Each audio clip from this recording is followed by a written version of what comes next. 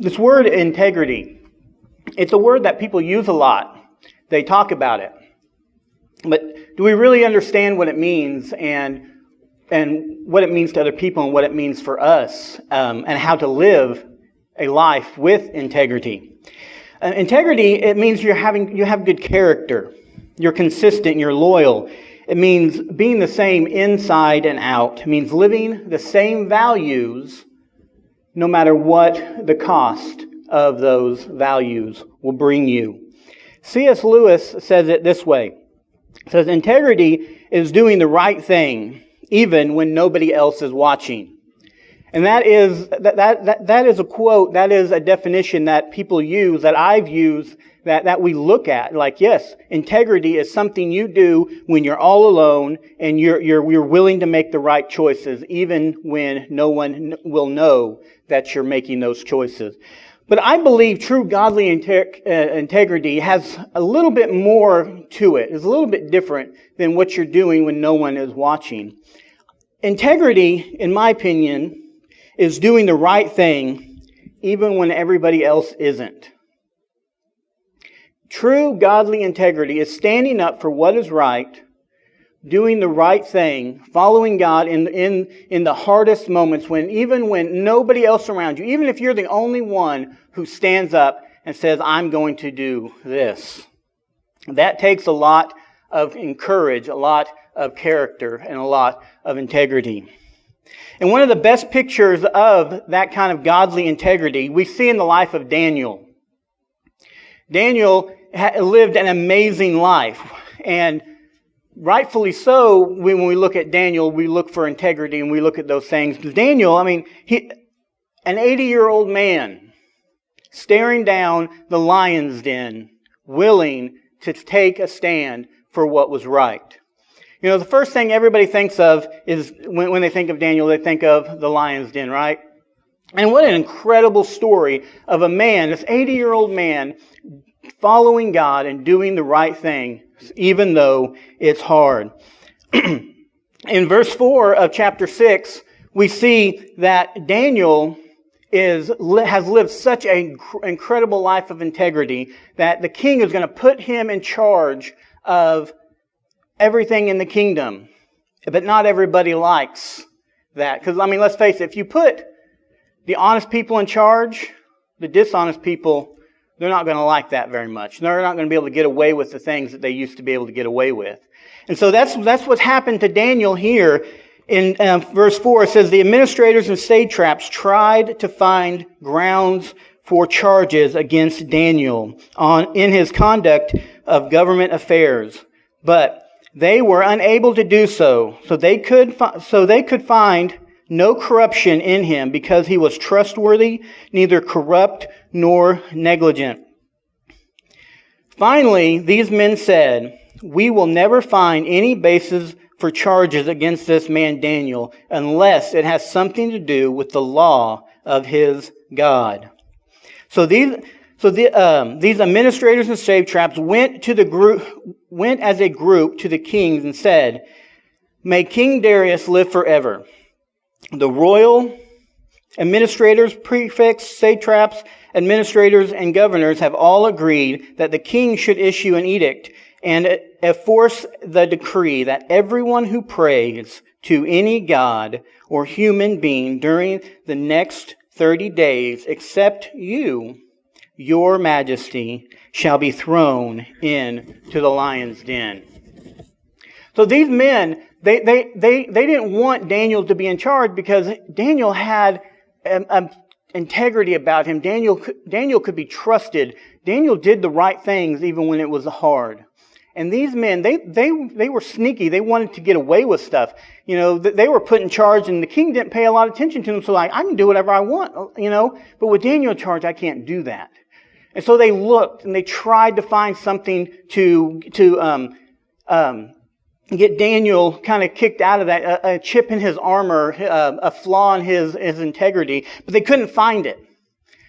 He lived such an upstanding life, they couldn't find it. So they had to go make up a charge against him. They had to go, all right, we're going to have to figure a way out to trick the king into into getting Daniel off of here because Daniel is such a good man.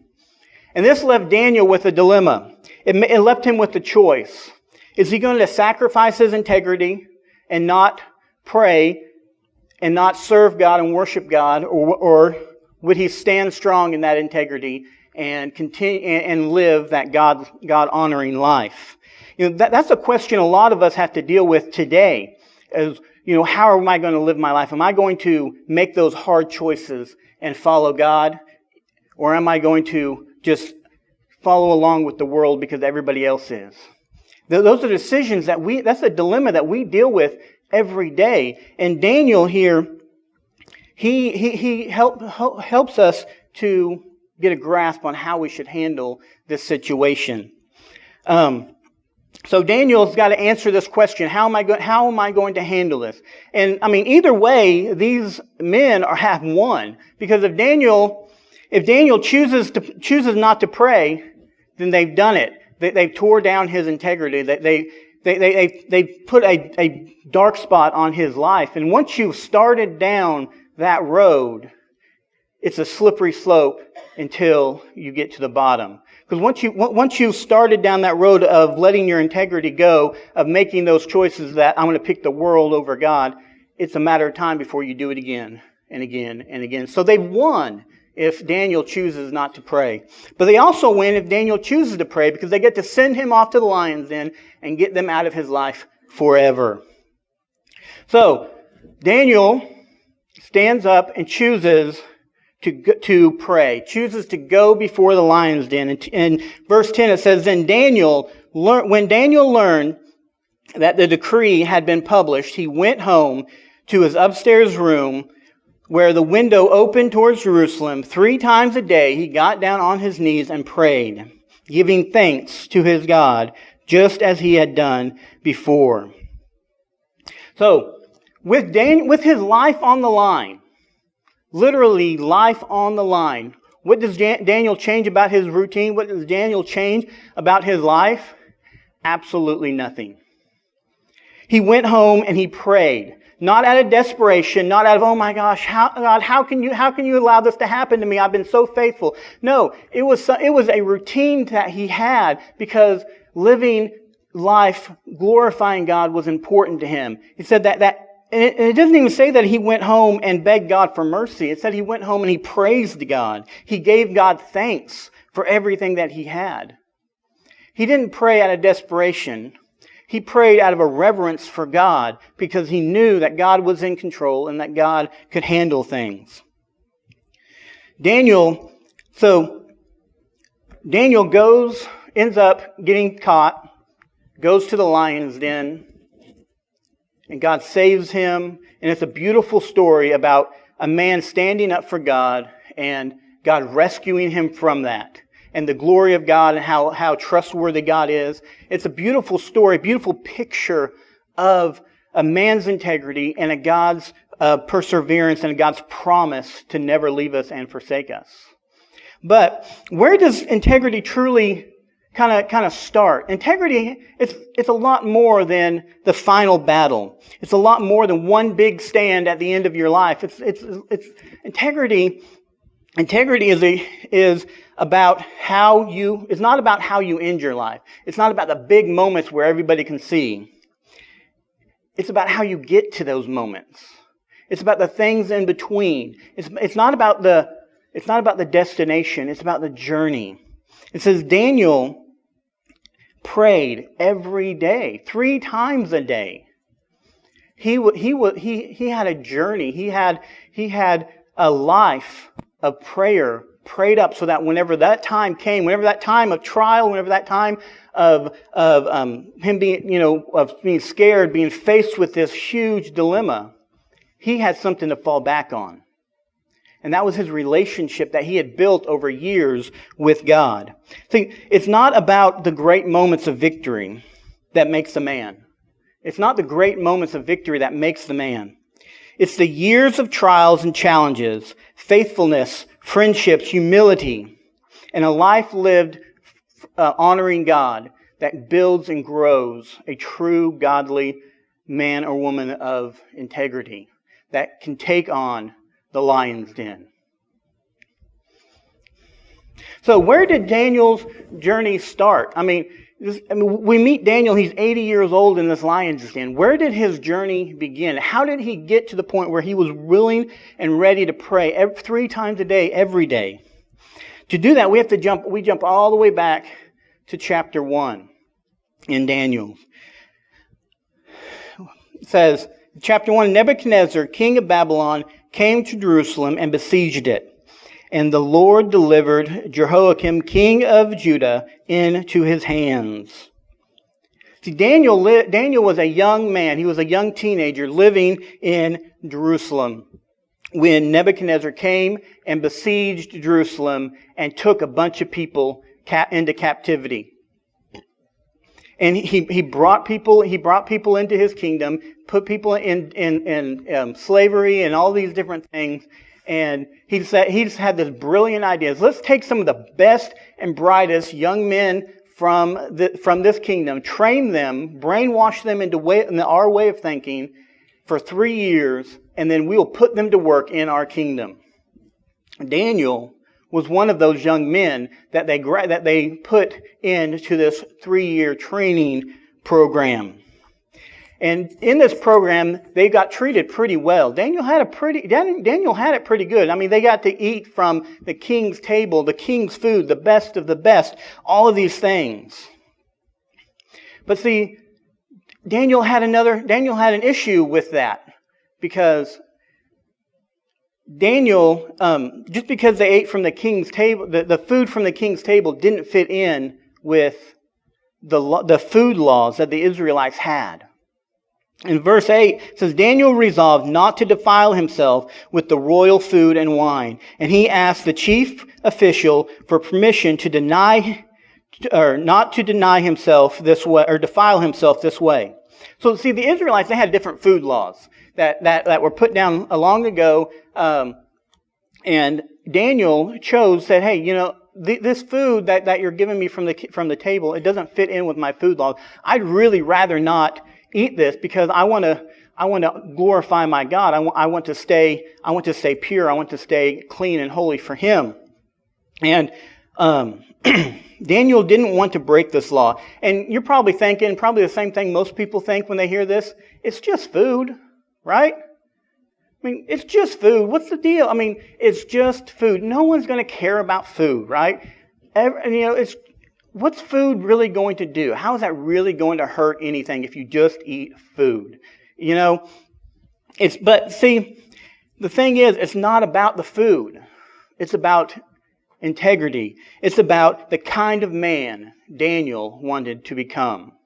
See, Daniel knew even as a teenager that he wanted to be a godly man, that he wanted to be a man that people could count on. He wanted to be a man that God could rely on and that could serve God in the future. See, Daniel had already made a commitment to follow God. And sometimes that means taking a stand for things that might seem silly to the rest of the world. To be honest with you, there's some things that we're called to take a stand on that seem kind of silly, that we don't understand fully why that's put into place. But that's not our place to judge on why those were put into place. See, when we make those tough decisions, when we choose to follow God, when we choose to give God the glory, when we choose to choose God over the world, even when it doesn't make any sense, that's when integrity starts to take root and starts to grow. See, it's not about the food. It's about our heart. Where's our heart? Is our heart towards God, or is it towards the world? Is it towards what God thinks of me and how I can serve God, or what the world thinks of me and how I can get by without getting made fun of or get persecuted? Where's our heart? Daniel's caretaker reluctantly agrees to giving him 10 days to test his theory about the food. And verse 15 says, at the end of these 10 days, they looked healthier and better nourished than any of the young men who ate the royal food. See, when we choose godly integrity, when we choose to trust God in the small stuff, in the little things, God's going to bless us. God blessed Daniel because Daniel chose not to eat from the king's table. And God will bless us when we choose to trust Him in the little things. We can see that in Daniel's life because Daniel is faithful with the little things. God blessed him throughout his life because Daniel stayed faithful. Not just whenever the food situation came up, and not just whenever the lion's den came up, but he stayed faithful. He staked his flag, and from the very beginning it says, "I am going to follow God." And then every day, 3 times a day, he built up his army through prayer. Building that relationship, growing his faith, strengthening his perseverance, so that whenever that trial of the lion's den came, he could stand and say, "My God's got this." That is a life lived with integrity. Trusting God in the little things, in the small stuff. Jesus says it like this in Luke 16. It says, "Whoever can be trusted in the very little can also be trusted with very much. And whoever is dishonest with very little will also be dishonest with very much." We use this a lot to talk about, being trustworthy with money, or being trustworthy with serving, in different things with different events or different things, and how if you're worthy, if you're trustworthy with this little stuff, then we'll give you more responsibility later. While that is 100% true, but God, it's also true with the little things. It's also true with trusting God and taking a stand for the things that don't make sense, for the things that you may not even fully understand why. Daniel probably didn't even understand why it was important not to eat those certain foods, but he just knew his God said not to. And that's just the thing. Daniel stood strong and God blessed him. Not because he had this grand idea that he was going to change the world, but because he knew that his God was more important than the world. So, where does character begin? Where does integrity take root? Where do we gain the most courage? Is it in that 80-year-old man staring down the lion? Or is it in the heart of a teenager making a decision for something that the world thinks is small and not that important? It's in those little things, making those little decisions throughout your life, taking a stand whenever that stand comes and saying, "My God is more important." It's about those times. It's about the times in between, growing through through that time. So whenever that time comes, you can take that stand, and you can stand on the integrity, the godly integrity that you have built with your relationship with God. It's not about food. It never was. It's about integrity. Integrity is more than just being honest.